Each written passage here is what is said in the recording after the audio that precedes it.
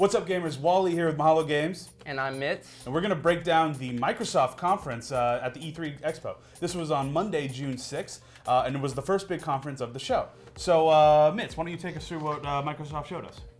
Well, it was definitely the Kinect conference because they have quadrupled down on the Kinect. I believe that 90% of everything that they showcased at their conference had at least Kinect capabilities, if not Kinect requirements for it. And so that was a huge thing. The other huge news were some of the exclusive titles. Number one, probably for everyone, was both Halo 4, the two Halo titles, Halo 4 and the Halo Anniversary, which is Halo Combat Evolved, redone, remastered in HD for the Xbox 360. So. Which, I mean, and it's certainly cool to have a remake of the original Halo. Halo was one of the classic games of the last generation, of the last decade.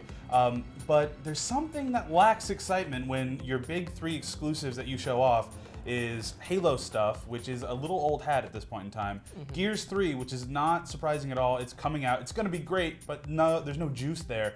And some Kinect titles that were really more just rail games that aren't going to really appeal. Yeah, that was the biggest thing to me, was when we started seeing the Star Wars Kinect game, and when we saw Peter Molyneux come out with his Trail of Lies behind him, when he just totally, like, he comes out with a new game, and we see gameplay from it, maybe, but it's Fable on rails. Who wants to play an on rails game anymore?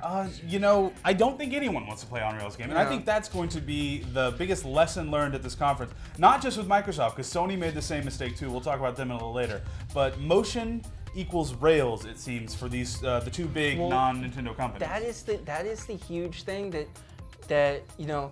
It's surprising to me that you know, Nintendo was the first to come out with motion capabilities, and they were the ones that got it right the first time around because they put movement ability on the control. With the Kinect, you know, the most ridiculous thing to me was when they tried to show off the football game, and the guy is running in place as if that is anything like the ability to control someone's running or anything like that. It looked ridiculous to me, and you know, the stuff with I will give credit to the Fable team with you know, some of the motion stuff that they were doing as far as the spells, you know, like, you know, the guy was like doing this and then he'd like build up a spell, and apparently you're supposed to be able to, like, you know, draw out like what you want to do, and it's kind of up to your imagination, but again, it's Peter Molyneux magic. Who knows exactly how that's going to end up, but it was definitely a lot cooler than the Star Wars one, which featured some of the worst one-to-one like lag that I've ever seen. So you know, the guy was hacking. I think I read a comment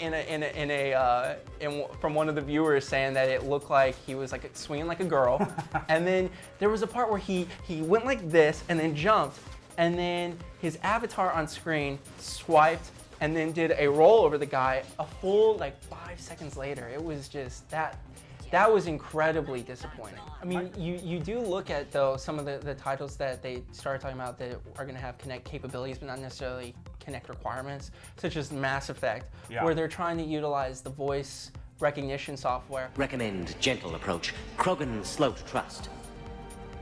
I don't need her trust. I'm Commander Shepard, Alliance Navy. Are you here to kill me? Of course not. We're here to take you home.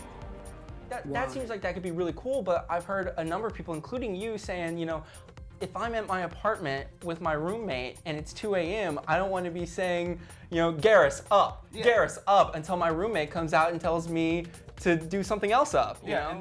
And it wasn't all bad. There was some really fun stuff with Mass Effect 3 that they showed off. Basically, their whole first 20 minutes of the presentation was showing off all the big games that might not be exclusive to the Xbox, but are kind of quintessential Xbox experience. You associate them with Xbox. Modern Warfare, Battlefield, Mass Effect, and those all look fantastic. So the hardcore gamer has something there, but Microsoft didn't do anything to differentiate themselves in a positive way from Sony and Nintendo. Right, which they had a huge opportunity to do with the fact that Microsoft is coming out with a new console.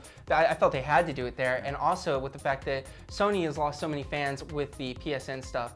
So you know, we're going to be talking about all these conferences throughout the week. So please keep tuning into Mahalo Video Games, and we will be getting you the content as soon as it comes in. Thank you guys very much. I'm Mitz. And I'm Wally. We'll see you guys later.